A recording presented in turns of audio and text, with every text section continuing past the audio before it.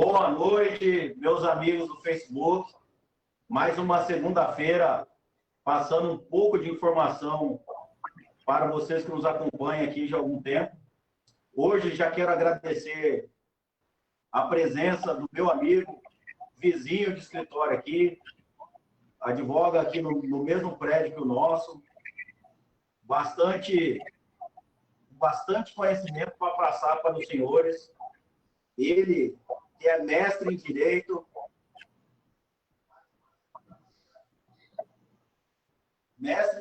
especialista em Direito Eleitoral, bastante experiência nas últimas eleições que teve, nosso membro consultor da Comissão Especial da OAB Brasil.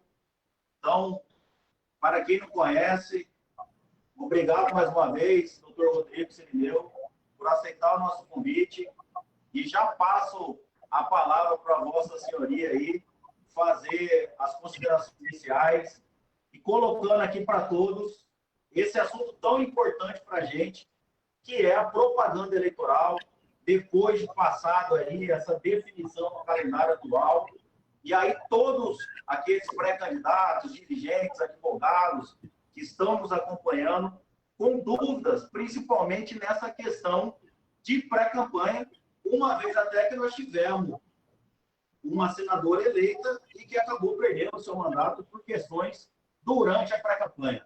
Doutor Sirineu, um abraço, boa noite.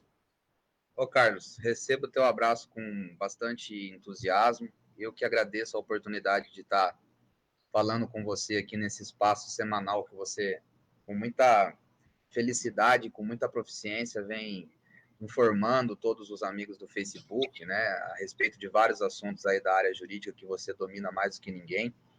Fico muito feliz, né, de poder contribuir e estou aqui meio casual justamente por isso. Acho que a proposta hoje é ter uma conversa mais com o pessoal que vai trabalhar nas campanhas, que vão ser candidatos. Não pretendo aqui ficar discutindo e abordando teses jurídicas, né? Eu acho que o nosso escopo aqui é orientar, é conseguir desmistificar um pouco desse cipoal legislativo, né, que se tornou o direito eleitoral por conta da quantidade de leis que vem sendo aprovada de uma eleição para outra, né, as várias mini-reformas, né, e a interferência e o papel que o Poder Judiciário, a Justiça Eleitoral tem, né, no contexto das eleições. Até minha dissertação de mestrado foi sobre isso, foi sobre o papel da jurisprudência no direito eleitoral. A gente vai abordar alguns assuntos aí, como a questão da pré-campanha, que a lei diz uma coisa, aí o judiciário vem e diz outra, né? Pedido expresso é diferente de pedido explícito de votos, aí vai envolver a questão do impulsionamento, e é um momento delicado, né? É um momento que deveria ser um momento com maior espectro de liberdade possível, né? Porque é nessa fase que as pessoas vão, inclusive, eu costumo utilizar a palavra que essa fase é o termômetro para ver se a pessoa efetivamente vai ser candidata ou não. Ele tem que dialogar com os demais cidadãos ali da sua cidade, etc. e tal, para ver se de fato a candidatura empolga ou não. Então, e o intuito do legislador já em 2015 foi justamente dar ou conferir essa maior liberdade dentro desse período que antecede as eleições, que é o tecnicamente chamado de pré-campanha.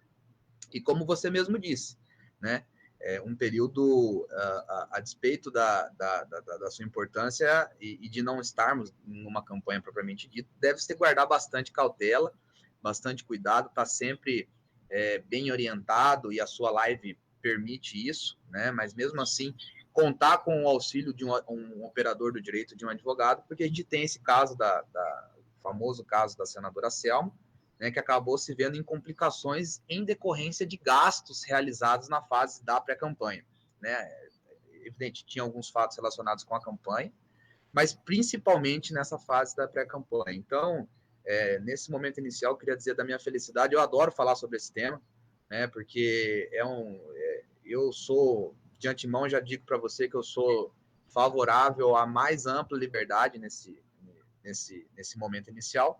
Agora, a gente também não pode fazer o ouvido de mercador, né, tapar o sol com a peneira, e não trazer para quem está nos assistindo quais as posições da Justiça Eleitoral, o que o TSE vem decidindo, o que o nosso TRE vem decidindo. Inclusive, Carlos, o Tribunal Regional Eleitoral do Rio Grande do Norte acabou de multar, acho que 1 mês, 2 meses atrás, uma vereadora, né, de um município do interior, porque fez doação de máscaras, né, nesse período de coronavírus, e da forma como ela colocou, da forma como ela publicou, né, a Justiça Eleitoral acabou entendendo que houve uma conotação eleitoral. Né? Então é preciso ter cuidado até nesse momento de pandemia, com essa questão da oferta de brindes. Eu não vou nem dizer brinde, mas assim, a própria oferta de máscaras, álcool em gel, ou mesmo de cestas básicas, dependendo da forma como for realizada, né, ela pode trazer complicações aí, porque ninguém gosta de receber uma multazinha de R$ 5.000, né, que é a multa inicial da propaganda antecipada. Então, acho que a ideia é essa, né, temos que abordar essas questões, principalmente a questão das redes sociais, né, o que a gente pode, o que a gente não pode fazer, até onde o pré-candidato pode ir de forma isolada, sozinho, vamos dizer assim, e até onde ele tem que fazer esse tipo de gasto por meio de partido político. Então, eu fico aí sob o seu comando, né, sob as suas provocações, para que a gente possa esclarecer o máximo o pessoal aí, porque estender um pouco a campanha, então a gente vai ter um período maior de pré-campanha, né? Eu acho que é bom essa extensão, principalmente para quem não é conhecido, é um período maior para que a gente possa propiciar às pessoas, né, a divulgação de posicionamento pessoal na internet, a crítica, né, enfim. É isso. Maravilha, doutor. Doutor Rodrigo Cirineu aí tem vasta experiência no assunto e por isso até que a gente escolheu, inclusive com indicação de muitos dos nossos seguidores, para estar falando desse tema. Eu acho que a gente acertou bastante. Agradeço mais uma vez aqui o colega doutor Lenine Covas, que esteve com a gente semana passada falando do calendário. E aí, dentro daquilo que você falou até, doutor, citei o doutor Lenine e você aqui, pela importância até da assessoria jurídica, principalmente nesse período que muita gente acredita que as eleições não estão acontecendo. Mas é bem falado em outras lives que nós fizemos, que inclusive muitos adversários estão quietinhos ali, só acompanhando os passos dos seus futuros adversários. E aí, no momento certo, com certeza aí farão representações, indicações e tudo a ver. Então, há necessidade, e eu acho que nosso papel, inclusive seu também, que vem acompanhando várias outras lives, assuntos interessantes que estamos discutindo no meio jurídico, é passar para a população nesse momento de pandemia que a informação ela é um pouco mais difícil de ter o contato físico pela questão do isolamento, e a gente aqui, eu acho que acredito, fazendo muito bem o nosso papel social, e bem como aqueles outros colegas advogados aí que militam na Justiça Eleitoral. Doutor, aproveitando até a pandemia, a gente bateu muito a questão do calendário semana passada e foi definido. Um dos pontos para a gente aqui, eu coloco que foi o aumento da quantidade de dias que vai haver propriamente dito as eleições, né? Passando aí praticamente para 45 dias. Mas antes da gente entrar no assunto da propaganda eleitoral na pré-campanha, eu queria que o senhor fizesse uma rápida consideração dessa decisão que ficou o texto da emenda constitucional 17. Teve algum ponto aí em especial que o doutor, sem entrar muito a fundo, mas que vale a pena a gente ter uma atenção? Veja, Carlos, a emenda constitucional 17.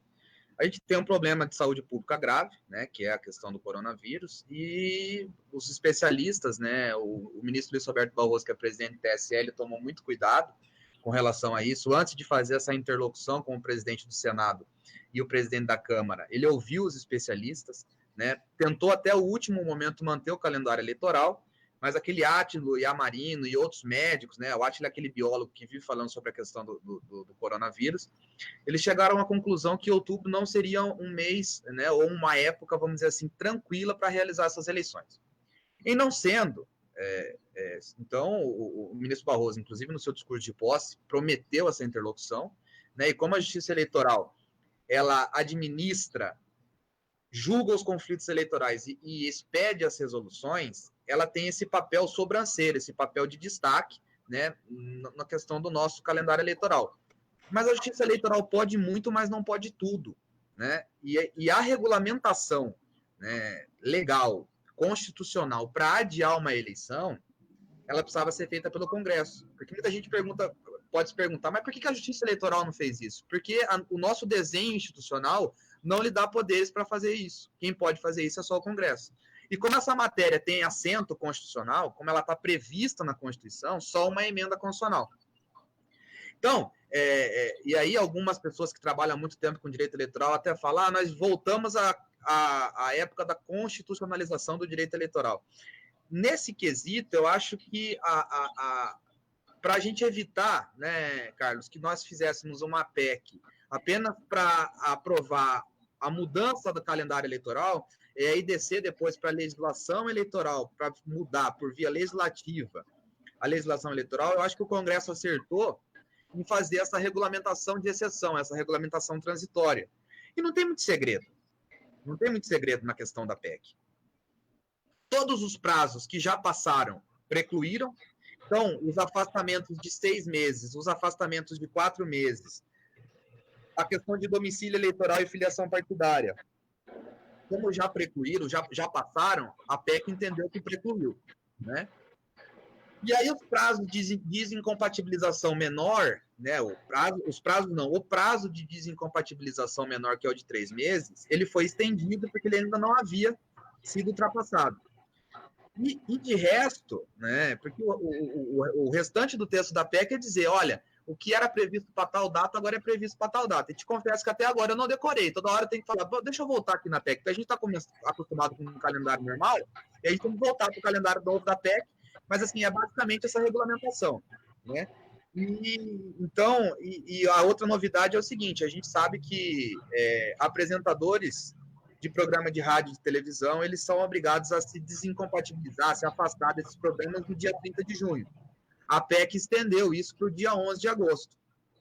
Então, muita gente pode ver e falar, mas esse cara, ele tinha uma obrigação legal de ser afastado, ele voltou. Ele voltou porque a PEC permitiu, né, a volta desses apresentadores, que muitos deles a única fonte de renda, né, até por uma questão de subsistência da pessoa, né? O cara, a profissão dele é ser repórter, é ser apresentador de televisão, ele não poderia sofrer, né, na minha avaliação, acho que a PEC foi correta também, qualquer tipo de prejuízo por conta disso. Então, assim, tem uma questão jurídica específica que a gente discutiu na Comissão de Direito Eleitoral, que é o fato deles não terem mexido no prazo da ação de impugnação de mandato eletivo, né? Que é até 15 dias após a diplomação, mas a prestação de contas vai ser julgada, o prazo final, muito depois dos 15 dias após a diplomação. De qualquer modo, a PEC estendeu o prazo da representação por arrecadação e gastos ilícitos, que, de certa forma, ela pega um pouco dessa discussão, né? Porque a gente tem que... a ideia que eu quero trazer para vocês aqui é que essa discussão envolve a questão do direito de fiscalização, né? Aquele que perde a eleição, ou o próprio Ministério Público, tem direito de ajuizar ações quando constata irregularidades, né? Então, isso foi... somente a questão da AIME, que eu acho que foi um ponto falho da PEC, mas a extensão dos prazos das outras ações, né, que é o direito de fiscalização por parte do cidadão e do Poder Judiciário e das instituições, foi preservado. Então, eu avalio como muito positivo. E mais do que isso, eu avalio como positivo porque nós teremos eleições ainda esse ano, Carlos, né? Deus queira que esse calendário possa ser realizado e que os especialistas estejam certos, porque me parecia abominável, né, com todo respeito de quem pensa de forma contrária, aquela discussão da prorrogação dos mandatos, né? O eleitor foi à urna e escolheu, em 2016, os mandatários para até agora, 31 de dezembro de 2020. Né? Então, não me parecia ético, moral e legal, inclusive constitucional, essa prorrogação de mandatos. Então, assim, para finalizar essa questão da PEC, eu tenho a compreensão de que nós temos que comemorar a aprovação dessa PEC, que, aliás, foi aprovada em tempo recorde, né? Com um trabalho conjunto da Justiça Eleitoral e da Câmara dos Deputados, e principalmente do Senado, que onde foi que ela começou, né, com o relator, o senador Everton, lá do PDT do Maranhão. Maravilha, doutor. Já pegando um gancho nessa fala sua, doutor, recebemos bastante pergunta aqui a respeito exatamente dessa data da desincompatibilização dos apresentadores aí de programas de televisão e rádio. Exatamente pelo ponto que o doutor colocou, porque o dia da votação da PEC já tinha passado o dia 30. E aí a promulgação da PEC foi dia posterior. E aí a dúvida do pessoal mais leigo, que como a gente fala, né, na maioria dos outros prazos, que os prazos que já foram vencidos foram precluídos, há quem estava com essa dúvida se a desincompatibilização dos apresentadores também permanece. Mas já adianta aqui que o próprio texto da PEC trouxe essa alteração aí, no caso específico, dia 11 de agosto, para os apresentadores. Então, continua normal e seguem aí podendo trabalhar dentro dos seus programas até o dia 15 de agosto. Já aproveitando esse assunto, doutor, já passamos a bola para o doutor responder. E os entrevistados? Pode falar. Se você falou 15, eu acho que você confundiu esse com o prazo de desincompatibilização. Os apresentadores é 11 de agosto. 11 de agosto. 11 de agosto. 11 de agosto, exatamente. Dia 11 de agosto. E a dúvida agora é o seguinte, e os entrevistados, o pessoal que está em pré-campanha, dentro da promoção pessoal, o pessoal ainda está com dúvida e está com medo. Eu posso ir na entrevista?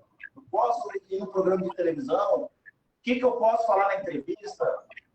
Entra para a gente um pouco nesse detalhe, doutor, para esclarecer melhor para o pessoal. E antes de passar a palavra para o doutor, queria agradecer aqui a audiência nossa. Está bastante gente aqui comentando já, bastante gente nos acompanhando. Graças aí à sua valorosa presença, mais em especial aqui, ó, vários pré-candidatos, Marco Benevides, Evandro Zica de Coniza, Vinícius Dantas de Barra do Bugres, Ian Diego, Luísa Lodeiro, lá de Juína, sempre acompanhando, Geraldo Carmona, Rafael Góes, Leandro, Francis de Nova Chavantina, Ademar Smith de Vila Rica, Comando aí, Azevedo, Andressa Padovani de Marcelândia, Roberto de Paula Júnior, meu amigo lá de Brasnorte, um abraço, Roberto. Rony Peterson, Ana Paula Barros, Arthur de Lara, meu amigo, Dr. Rafael Molina, jurista, nos acompanhando também. Paulo Macedo, Nilson de Freitas, Valdeir Santos de Cáceres, Viviane Bugarelli de Sinop, só para o senhor ter a noção da quantidade de pessoas nos acompanhando, doutor. E acabou de entrar aqui o doutor Marcelo Coelho, outro jurista, companheiro nosso da Comissão de Direito Eleitoral. Doutor, para ver a quantidade de dúvidas que ainda resta na cabeça, principalmente dos pré-candidatos. Então, está contigo essa pergunta aí dos entrevistados. Tirando o apresentador, eu, pré-candidato, doutor, como devo me postar nesses programas de televisão e de rádio? Bom, Carlos, primeiro a alegria de poder ver tanta gente aí interessada, né? Então eu espero que eu não fale nenhuma bobeira, nenhuma besteira aí, né? Você me corrija se eu estiver errado. Mas a questão da participação de pré-candidatos no programa de rádio e de televisão é absolutamente tranquila, né? A legislação eleitoral ela proíbe apenas que eles, nesse momento, peçam voto. Tirando essa questão do pedido de voto, né? Você pode criticar o prefeito da tua cidade, criticar a Câmara Legislativa, ou se você é candidato à reeleição como vereador, você pode defender o seu trabalho. O prefeito também, que é candidato à reeleição, ele pode falar sobre os seus feitos, né?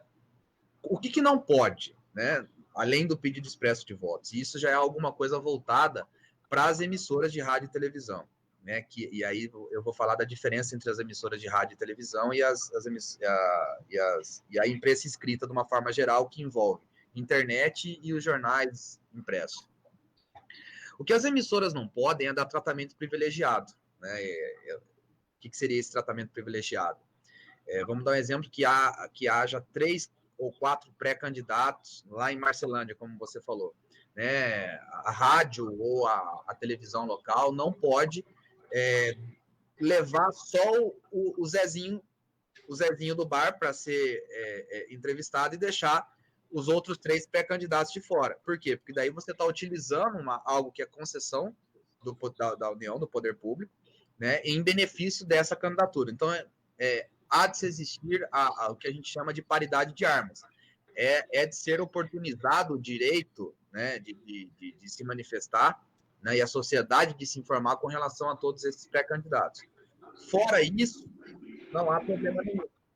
O que difere da imprensa escrita.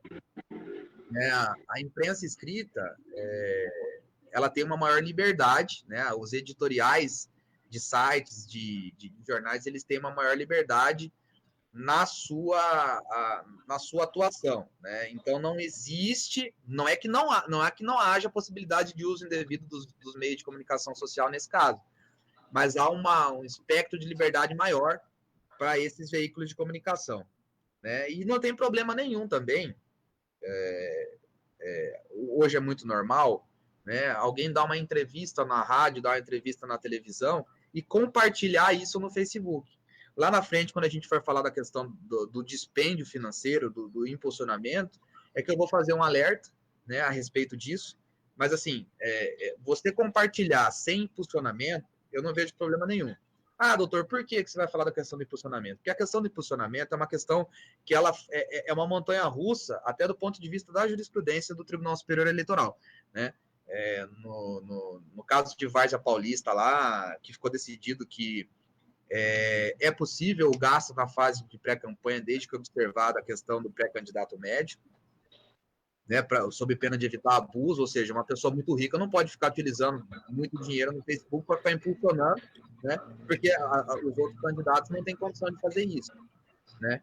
Mas é que também tem um conceito que eu quero tentar explicar para o pessoal que está nos assistindo, que é o conceito de indiferente eleitoral. Quando existe alguma coisa que é indiferente à seara política, não há problema nenhum de impulsionar. Vamos dar um exemplo. Daqui a pouco vai chegar o Dia dos Pais e uma pessoa é pré-candidata, mas ela quer fazer uma postagem homenageando o seu pai, homenageando o Dia dos Pais, não tem problema nenhum, porque isso, segundo a jurisprudência, é um indiferente eleitoral. Diferente de, embora não haja o pedido de votos, né, um pré-candidato faça uma arte, né, colocando lá, pré-candidato fulano de tal, e fique impulsionando isso. Porque isso não é um indiferente eleitoral. Isso há um anúncio ainda que implícito, né, de que essa pessoa é pré-candidata. E não é que eu concorde com isso, mas a Justiça Eleitoral vem dizendo que quando você usa muito impulsionamento nesse tipo de mensagem que tem conotação eleitoral, aí pode se extrair a propaganda antecipada, e eu não estou falando de abuso de poder, que é aquele caso, abuso de poder e Caixa 2, que foi aquele caso que acabou redundando na cassação da senadora Selma. Eu estou falando da questão da propaganda antecipada em si, ou seja, o estratagema de ficar impulsionando vários temas de caráter eleitoral, a Justiça Eleitoral vem entendendo que há a possibilidade, nesse caso, de se reconhecer a propaganda antecipada.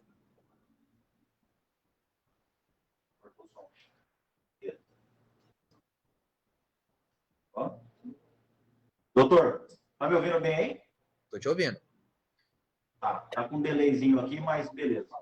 Pessoal, quero agradecer aí a presença maciça aqui, o pessoal nos assistindo, mas vou pedir aí para curtir e compartilhar a nossa página, esse vídeo aqui que nós estamos fazendo, para a gente ter maior engajamento, para essas informações chegarem para todos. Nós estamos falando de disparidade de armas, então não vamos ser egoístas de manter esse conhecimento aí só para quem está nos assistindo agora. O vídeo fica disponível aqui na página do Dr. Cirineu. Nós vamos estar colocando também no GDT no Instagram e outros canais que a gente costuma postar. O importante é que a informação chegue para todos. Já vou fazer uma pergunta dentro dessa situação dos apresentadores, do afastamento dos apresentadores, doutor. Já chegou uma pergunta aqui e já tinham feito isso na anterior nossa.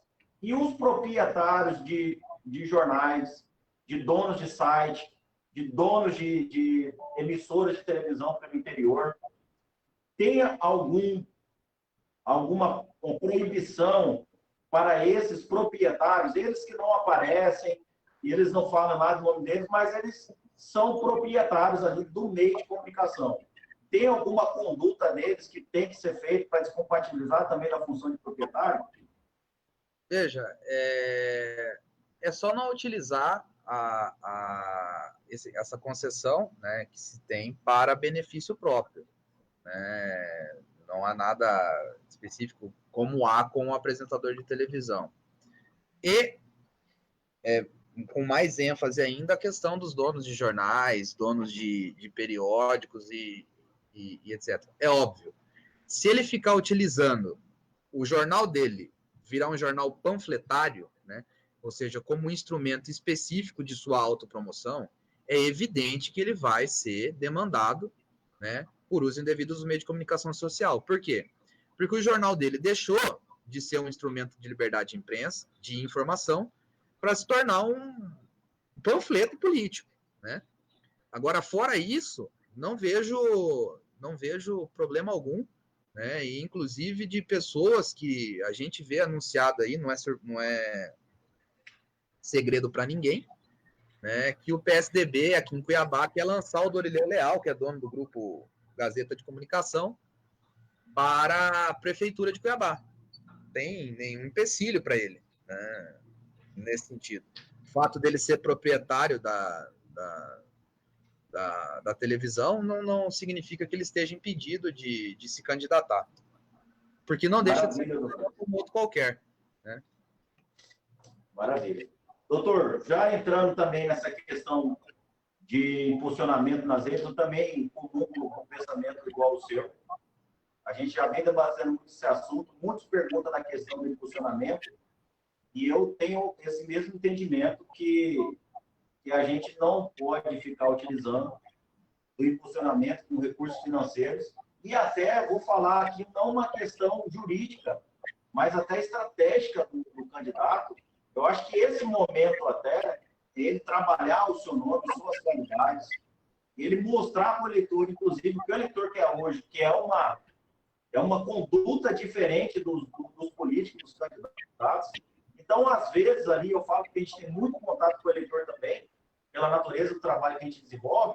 O eleitor, ele também ele não quer que o candidato dele já comece a burlar regras. E muito na cabeça do eleitor, ele também já vê o post patrocinado como uma coisa negativa. E você patrocinar pouco sem ter abuso de poder econômico, e a gente gosta de estudar um pouco de redes sociais nesse sentido, não valeria a pena o candidato gastar valores pequenos ali que não incorresse em abuso de poder econômico, porque ele não teria um efeito prático. Então, eu acredito que ele tem que utilizar da maneira que o doutor falou, verificar, inclusive, o seu engajamento orgânico, qual que é o alcance que ele está tendo, buscar ter mais seguidores para, após as convenções, ele realmente ser candidato dentro dos atos legais, aí sim, ele fazer um trabalho mais específico de marketing, aí, utilizando até assessores de imprensa, agências de comunicação, para também focar esses gastos aí, que não basta só colocar crédito ali na sua rede social e sair disparando, que não vai atingir também o interesse político do pré-candidato. Então, a gente tem que estudar bastante, mas era só um adendo que eu queria falar sobre esse assunto. E já passando a bola de novo, doutor, a questão, muitos aqui perguntando, a gente vai entrar um pouco em condutas vedadas para agente público, vou aproveitar a expertise do doutor, mas já estão me perguntando aqui dentro da promoção pessoal, aquele ente público ali, um secretário, algum possuidor de mandato público ali, que já descompatibilizou. Nessa pré-campanha, ele já pode falar dos seus feitos no cargo que ele já afastou? Olha, perfeitamente. Porque, primeiro que a legislação eleitoral não só permite, como também não tem nenhum dispositivo que vede. É óbvio. Nós estamos falando de secretários que, por uma questão legal, que são pré-candidatos, já deixaram as secretarias, né? E que, portanto, não fazem parte da administração. Então, eles, enquanto cidadãos, ex-secretários, podem perfeitamente, e principalmente nas suas redes sociais, né, falar, olha, eu fiz tal coisa, e, portanto, eu acho que eu sou credenciado a ser lembrado, né, pelo meu partido, porque pré-candidato não é candidato ainda, então ele não pode fazer campanha, ele tem que dizer que ele tem o direito de ser lembrado pelo partido para disputar, né, a eleição. É diferente, Carlos, tá me ouvindo aí? Eu acho que deu uma cortada no... Tá. É diferente, né, do prefeito, né, do vice-prefeito, mas principalmente do prefeito, que está no mandato, né, porque ele não pode fazer publicidade institucional 3 meses antes das eleições. Ele pode se manifestar nas redes sociais, em entrevistas para rádio e televisão, em entrevistas para mídia eletrônica ou para mídia impressa, mas ele não pode utilizar a estrutura da prefeitura, né, e é preciso que todos os gestores públicos e quem está na oposição se atente a isso, utilizar da estrutura da administração pública para se autopromover mediante divulgação de obras, divulgação de convênios e tudo mais, que dê essa conotação eleitoral favorável a ele nesse período próximo ao pleito, né, e estando na reeleição ou não, né, estando na reeleição ou não, porque se ele não está na reeleição, naturalmente ele vai apoiar algum candidato. E essa publicidade institucional também não pode ser feita porque ele pode, né, acabar promovendo outra pessoa. Maravilha. Eu acho que bem esclarecido aí, e vale para aqueles outros cargos também que estão perguntando aqui, vereador e suplente que teve no mandato, apresentou seu projeto de lei, e ele pode exaustivamente agora falar dos seus feitos quando estava no cargo. Inclusive, vereadores aí já entra até algumas situações, porque detentores de mandato tem alguma especificidade também para os seus afastamentos. Especificamente, Carlos, com relação a isso aí, ó, a lei diz, né, que não configura propaganda eleitoral antecipada a divulgação de atos de parlamentares e debates legislativos, desde que não se faça pedido de votos. Então, há de se tomar o cuidado apenas de não falar, olha, eu quero contar com o seu voto, eu fiz isso, fiz aquilo. Não, pessoal, eu fiz isso, eu fiz aquilo, eu apresentei a lei, né, que não é a lei que institui há um debate aí sobre a tal da lei do dia do sorvete, né, mas eu fiz a lei que beneficiou X, que beneficiou Y, então eu queria continuar contando com o apoio de vocês, até isso é possível. O que não dá para fazer é falar, eu quero pedir o seu voto no próximo pleito, porque ainda não é o momento, né? Esse momento vai ser depois do novo calendário eleitoral, depois do dia 26 de setembro. Ah, doutor, mas eu não consigo guardar a questão de prazo. É muito simples. Depois que você pediu o registro de candidatura, que geralmente o pessoal deixa para o último dia, um dia depois do pedido de registro de candidatura, pode socar o aço na rede social, no Facebook, Instagram, pode pedir voto. Antes disso, você pode falar normalmente, expor suas ideias, mas não peça voto. E aí eu acho que já está, Carlos, no momento oportuno para a gente falar da questão de impulsionamento, né? Não faça impulsionamento excessivo nesse momento. Em 2018, nós tivemos um procedimento preparatório que acabou se transformando numa ação cautelar, que o Ministério Público Federal entrou contra todos os candidatos majoritários, né? Seja governador ou seja Senado, né? Questionando, inclusive, essa questão, né? O Facebook, e na época eu era advogado do Facebook, a gente entrou contra isso, dizendo que era um cerceamento, né, e que a questão dos gastos em si não estavam sendo gastos consideráveis, eram gastos irrisórios e todos estavam mantendo uma média, e que não caberia ao Ministério Público e à Justiça Eleitoral, né, ditar o quanto, né, poderia ser gasto naquela fase, porque assim, quando a gente fala de abuso de poder, Carlos, é bom que você diga isso, para quem está assistindo a gente, ninguém vai dizer para você aí o quanto que você pode gastar.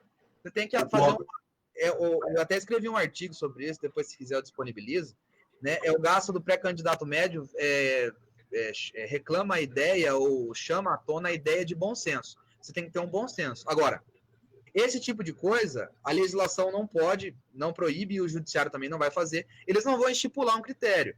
Só que, assim, lá na frente você pode vir a prestar conta, né? Prestar conta não no sentido técnico de prestar conta, mas vir a ter que se esclarecer na justiça eleitoral. E aí, se você abusar e eventualmente for eleito, você vai ter um problema sério aí, que é a questão do abuso de poder, que além da perda no mandato, né, te deixa inelegível por 8 anos. Então, você fica 2 eleições municipais sem participar. É bom lembrar também, doutor, eu acho que deve ter acontecido com o doutor que tem bastante casos aí de prestações de conta. Hoje, o sistema que a Justiça Eleitoral tem para verificar esses gastos, o cruzamento de informação da Justiça com esses gastos que o pré-candidato, o candidato tem, aparece na prestação de contas depois, a CCIA consegue detectar, inclusive os gastos anteriores e posteriores que o candidato fez. Então, não adianta pensar que ninguém está olhando o que o pré-candidato está fazendo, porque essas informações, mínimas que sejam, acaba cruzando aí com o candidato em algum momento do processo eleitoral. Perfeitamente. Há um cruzamento entre... Porque, assim, e essa informação é interessante para aqueles que ainda não participaram de uma campanha. Os que já participaram sabem disso. Quando você é candidato, você tem um CNPJ. Você pede o registro de candidatura. Com esse registro de candidatura, a Receita gera um CNPJ e com esse CNPJ você vai ao banco abrir uma conta bancária. Só que a Justiça Eleitoral tem os seus dados pessoa física. Então, acho que eu não estou conseguindo, preciso virar um pouco essa câmera aqui, aí deu certo. Então, você vai prestar contas do seu CNPJ, mas isso não implica que a Justiça Eleitoral, pelos mecanismos de fiscalização que ela tem, que ela não vai fazer cruzamento com os seus gastos de CPF. E aí, eventualmente, o cara pode se achar muito esperto e fazer gasto de CPF no CPF no momento anterior ou paralelamente à campanha e vai acabar sendo descoberto, principalmente quando a questão de emissão de nota fiscal de combustível, gasto de publicidade, impulsionamento no Facebook, esse tipo de coisa. Doutor, já falando então o que pode e não pode fazer, e falando da promoção, muitos pré-candidatos aí soltando aqueles adesivinhos no carro, na casa lá, sem colocar o mandato, sem colocar ano, mas a gente vê de rodo nas cidades aqueles adesivos ali, principalmente nos veículos lá, com o nome da pessoa, sem falar situação nenhuma. O doutor entende aí que na fase de pré-campanha, esses adesivos aí com o nome dos pré-candidatos, é legal? Carlos, essa é uma pergunta que recorrentemente, né, as pessoas me fazem. Inclusive meu sogro, que trabalha com direito eleitoral lá no interior do Paraná, ele é contador, ele me fez essa pergunta esses dias e uma cliente, uma pré-candidata aqui de Mato Grosso do interior, me fez essa pergunta e eu fiz uma resposta diferente para eles em questão de tempo. O meu sogro disse que não tinha problema nenhum e agora para essa cliente eu já disse que haveria problema por quê? A ação eleitoral ela é refém da interpretação dos tribunais. Então, assim, quando o ministro Fux presidiu o TSE nas eleições municipais de 2016, se estabeleceu um posicionamento jurisprudencial mais favorável a esse tipo de gasto. Então, eu dizia lá atrás, com mais tranquilidade, para quem me perguntava, né, que não havia problema nenhum. Porque essa questão dos adesivos, antes de 2015, ela era considerada como propaganda antecipada. Quem tiver a curiosidade de pesquisar a jurisprudência eleitoral e quem tiver curiosidade de pesquisar notícias de condenação por propaganda antecipada, vai ver que antes de 2015, ou seja, nas eleições de 2012 e 2014, era muito recorrente a condenação das pessoas que utilizavam esses adesivos, né? Em 2016, isso acabou sendo considerado normal. Agora, Carlos, francamente, eu não consigo dizer com a tranquilidade que eu dizia antes que esses adesivos são permitidos. Por quê? Porque a composição do TSE agora, na presença do ministro Barroso, e o ministro Fachin, sendo relator de algum dos processos de propaganda eleitoral, endureceu um pouco a leitura da lei pelo tribunal. Então, assim, se você me perguntar, Rodrigo, como advogado, como cidadão, qual é o teu posicionamento? Eu acho que não tem problema nenhum. Agora, como advogado, né, eu devo dizer que, e consultado por algum pré-candidato, eu devo dizer, olha, eu não tenho tanta segurança como foi o fato que não aconteceu em 2016. Eu já vou responder esse posicionamento, doutor, já colocando uma outra situação para a gente debater aqui na live. A gente viu aí, eu, como todos sabem aqui, a gente atuou muito na questão da campanha pró-Bolsonaro no Estado, dentro do partido que era dele, no PSL, E na pré-campanha a gente teve muita questão dos outdoors. Os outdoors aí que era feito de maneira voluntária pela militância. Os seguidores do presidente que fizeram bastante e tivemos recentemente um julgamento sobre isso. Depois eu vou pedir para o doutor até comentar isso aqui para o pessoal que está nos acompanhando. Então, os carros, eu faço uma analogia a essa situação, doutor.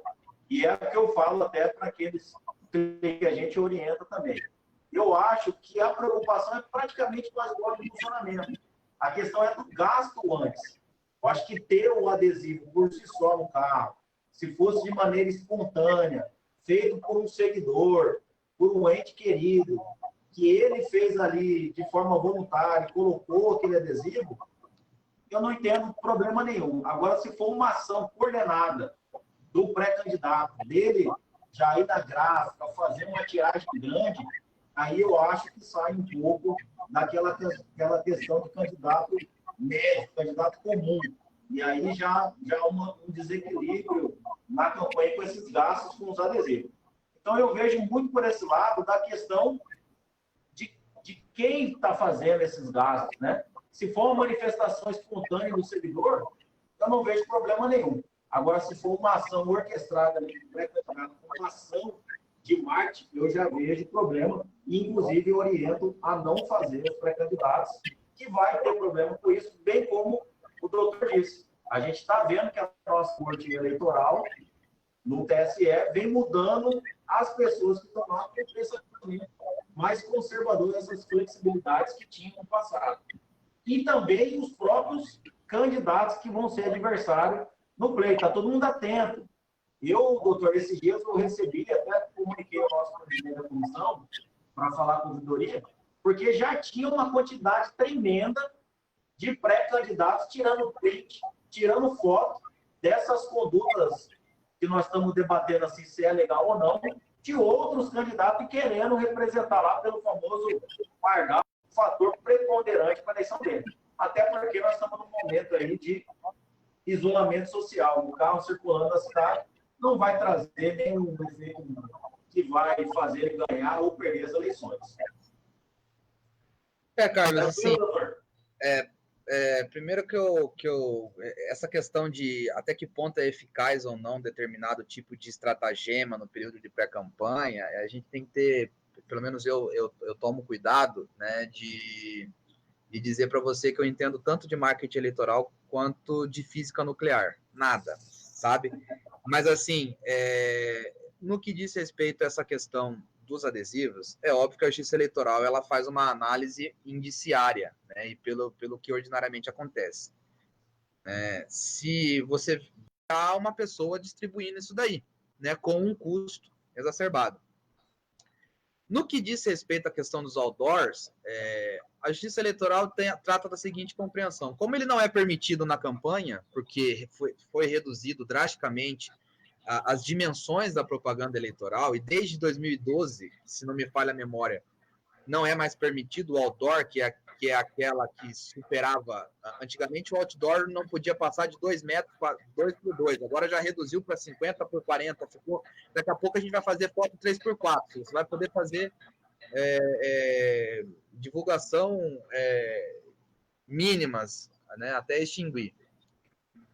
Então, a Justiça Eleitoral parte do seguinte pressuposto. Se eu não posso fazer isso na campanha, porque isso é uma propaganda ilegal, eu não posso fazer isso na pré-campanha, porque vai ser considerado um ato de campanha irregular. O que eu não posso, a Justiça Eleitoral diz, o que eu não posso fazer no período de campanha, eu não posso fazer na pré-campanha. Agora, a gente esbarra numa outra questão, que foi o que você falou. O cidadão, o eleitor, ele tem, pela Constituição, e deveria ser assim, liberdade de se expressar. Se eu tenho um muro da minha casa e eu sou fã de um candidato, se eu quiser escrever o nome dele no muro da minha casa, se eu quiser botar uma foto dele no muro da minha casa, ele não vai nem saber, às vezes. E a campanha dele não pode sofrer nenhuma penalidade com relação a isso. E, efetivamente, a canção do Bolsonaro, várias pessoas, vários simpatizantes, né, engajados com a ideia de renovação que a gente observou nas eleições de 2018, espontaneamente fizeram esse tipo de outdoor, né? Então, e o TSE acabou inocentando a campanha do Bolsonaro com relação a esse outdoor justamente por um dos motivos de não conseguir fazer ligação do seu staff de campanha ou do próprio candidato com esses atos de manifestação. E digo mais, quem anda no interiorzão do nosso estado aí está vendo agora a manifestação de sindicatos aí em favor do Bolsonaro. Né? Eu fui consultado por um veículo de comunicação a respeito disso, né? E acabou não sendo divulgada a matéria, porque eu acabei dizendo, olha, com todo respeito, eu acho que não tem propaganda antecipada aí, né? É uma questão de liberdade de expressão. O Bolsonaro, se ele for ser candidato, vai ser em 2022. Ah, doutor, mas pode ser que esses outdoors do Bolsonaro agora apoiando ele possa massificar, né, o candidato que ele apoiar nas eleições de 2020 agora. Eu falei, mas meu amigo, aí a gente não pode trabalhar com esse tipo de perspectiva, com esse tipo de lógica, entendeu? Se o sindicato, né, um grupo de pessoas de determinado município, eu vi isso em Sorriso, Lucas, e parece que tem em Sinop também, e nessa região da Tem minha. mais de 20 já espalhados pelo estado. Se as pessoas se acham no direito de fazer isso, né, e como não tem campanha à vista, eu sinceramente não vejo, né, eu vejo isso como um indiferente eleitoral. Eles estão apoiando o governo Bolsonaro, não tem nada relacionado com eleição nesse primeiro momento. Né, e assim, é óbvio, o Supremo Tribunal Federal, no meu ponto de vista, de forma errada, proibiu que as pessoas jurídicas, que as empresas, né, financiassem a campanha, eventual utilização de recursos de empresas num contexto de propaganda, no caso, se fosse a eleição 2022, até poderia falar, olha, realmente e tal. Mas nesse caso, eu acho que é uma manifestação relacionada às pautas do governo Bolsonaro. Então, esses outdoors aí que estão espalhados aí por Mato Grosso, na minha avaliação, né, não tem conotação eleitoral nenhuma e não deveriam sofrer nenhum tipo de reprimenda ou persecução. É lógico que também vai muito conteúdo que é colocado nesses outdoors, né? Eu também corroboro aí com o teu entendimento, não vejo problema nenhum nessa campanha aí que começou no estado do Mato Grosso e já está seguindo o Brasil afora. Eu acho exatamente que é mais para um apoio de ação do governo do que uma eventual pré-campanha, até porque nós vamos questionar as urnas presidenciais mais para frente ainda, não é nem questão agora. Doutor, já aproveitando essa questão que nós falamos do presidente, nosso tempo aqui já está acabando, temos 10 minutos, e para você ver como que quando a gente fala um bate-papo bacana aí, com bastante gente nos acompanhando, dá vontade de a gente ficar até 2 horas aqui na frente. Mas eu queria que o doutor explicasse principalmente essa questão da flexibilidade das condutas vedadas dos agentes públicos por conta da pandemia. Principalmente essa questão aí dos agentes, dos prefeitos, principalmente, fazer um pouco mais, um pouco menos. O que o senhor verifica aí, principalmente nos gastos publicitários que as prefeituras estão tendo que fazer por conta do combate aí à Covid-19? Bom, não tem segredo nenhum, Carlos. O que aconteceu? Como os prazos eles foram estendidos, né, então o prazo de 3 meses para a questão da publicidade institucional, que é a questão de divulgação de obras, de programas, etc. e tal, ele foi estendido porque ainda não havia se esgotado. O que a PEC ressalvou, né, e ressalvou, na minha avaliação, de forma até razoável, tem algumas ressalvas com relação a isso, é a questão da publicidade institucional relacionada à pandemia do coronavírus. Então, os prefeitos, candidatos à reeleição, porque são eles que fazem publicidade institucional, as câmaras municipais até podem fazer, mas em menor grau, né? Quando houver o objeto dessa publicidade institucional for a questão do Covid-19, né, não há possibilidade, segundo a redação da emenda constitucional, da Justiça Eleitoral tomar qualquer tipo de medida. Com relação às demais, né, envolvendo publicidade institucional, a questão de servidores e tudo mais, elas foram estendidas, né, para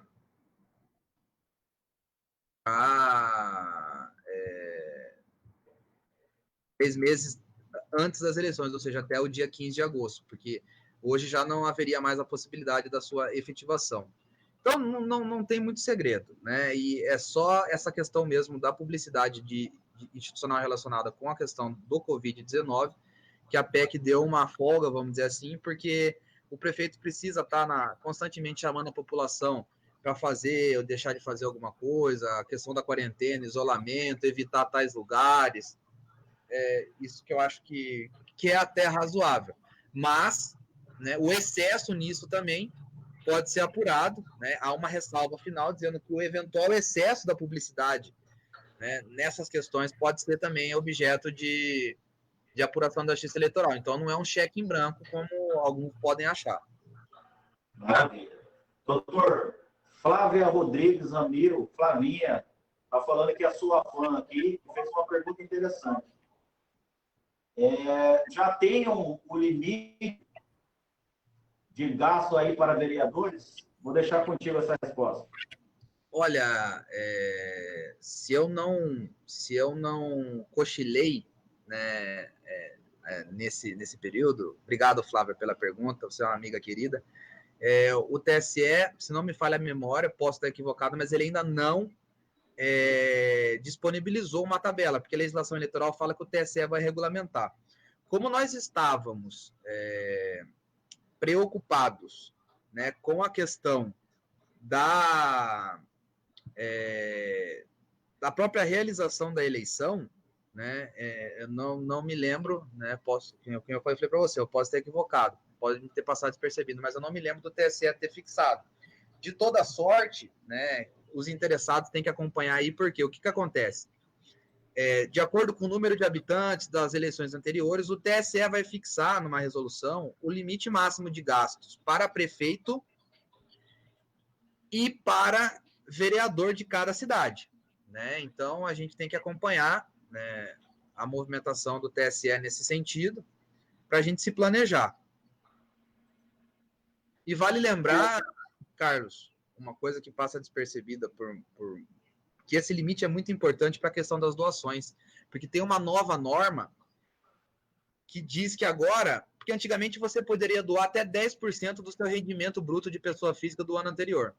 Agora você tem duas limitações. Você tem o 10% do rendimento bruto do ano anterior, só que você só pode doar. Vamos dar o exemplo da candidatura vamos dar o exemplo que a Flávia seja candidata a vereadora. O Carlos só pode fazer doação respeitando esse limite de 10% do faturamento bruto dele do ano anterior e respeitando o limite de 10% do limite do município para aquele cargo. Então, se o limite do município daquele cargo é R$83 mil, você só pode doar, se a sua renda do ano anterior permitir, R$8.300, né? O que evita, né, aqueles famosos doadores expressivos que faziam com uma doação alcançavam todo o limite, ou a própria pessoa fazia essa doação também, né, que tinha o autofinanciamento. Né? Pessoas endinheiradas faziam o autofinanciamento e isso não é mais permitido. Maravilha, doutor. Pessoal, falta 4 minutos para a gente encerrar aqui e o Facebook ele não dá choro nem vela, doutor, ele cai mesmo se passar de 1 hora. Gostaria mais uma vez de agradecer aqui você ter aceitado o convite, estar aqui com a gente. Essa questão de financiamento de campanha, a vaquinha, prestação de conta, os limites de gasto, a princípio aí são os mesmos do ano anterior, só que com índice de atualização, salvo engano, que foi já instituído. Nós vamos chamar o doutor outras vezes aqui, sei de várias outras pautas aqui que pensei até em convidar o doutor. Estou vendo as tuas redes aí falando sobre as fake news, falando sobre a questão aí das vedações, das questões religiosas dentro do processo eleitoral e a atividade, a atuação do STF tem tendo aí também contra a liberdade de expressão. Então, quando a gente pensa no doutor Rodrigo Cirineu, já vem bastante pautas aí públicas que o doutor já tomou aí e que abre uma vasta opção aí para a gente chamar para vir aqui. Então, já convido desde já para estar aqui com a gente uma outra oportunidade. Já falando para o pessoal que semana que vem, na próxima segunda-feira, às 8 horas, aqui no Facebook, Vamos estar com o professor Dr. Hélio Ramos, também advogado que é atuante junto com a gente. Vamos debater um assunto importante aqui também para os pré-candidatos. E aí depois a gente dá uma pausa e vamos retomar aqui algumas atividades de benefício e de legislação trabalhista. Então, quero agradecer aqui a audiência aqui do meu sócio, Wesley Arruda, Patrick Sharon, que é colega lá na Assembleia, advogado do deputado Claudinei, Lucas Manioto, assessor jurídico do deputado Silvio Fábio, nosso deputado dentro do Estado de Mato Grosso, Fabiola Junque, lá de Comodoro, nos assistindo, e até uma participação aqui de uma amiga que está na Europa hoje, Valéria Nicola. Um abraço e saudade de você, minha amiga. E, doutor, 2 últimos minutos aí para fazer as considerações finais e deixar um abraço para muita gente aqui que está pedindo até para fazer um resumo, mas eu vou falar o seguinte, vai estar o vídeo disponível para vocês aqui na nossa página, para o doutor Rodrigo, vamos colocar no Instagram também, e aí, com calma, vocês podem rever todos esses assuntos e o conhecimento que o doutor Rodrigo passou para a gente. Rodrigão, um abraço, meu amigo. Está contigo. Carlos, muito obrigado. Eu acho que eu não tenho nada mais do que dizer, até por questão do tempo, porque eu acho que quando dá 1 hora o Facebook trava, né? Cai a live ou não. Cai. Então, assim, eu queria agradecer a oportunidade. Sou um soldado, estou à disposição sempre que você achar que nós podemos debater alguma questão. E fico muito feliz de ver tantos amigos, né? Você citou tantos nomes de pessoas conhecidas que estão assistindo aí. É uma felicidade muito grande. A gente realmente não tem o tempo que deseja, né? E é isso, né? Agradecer a participação do pessoal que interagiu. Quem sabe numa próxima aí a gente consiga falar de algum outro tema com mais proficiência e mais tempo. Com certeza, doutor. Vamos explorar seu conhecimento e sua disponibilidade. Pessoal, continue nos acompanhando. Curte, compartilhe aí a página nossa do Facebook. Divulguem aí se gostou. E contem com a gente na próxima segunda-feira, às 20 horas, falando de novo do nosso processo eleitoral com o doutor Hélio Ramos. Um abraço a todos e boa noite.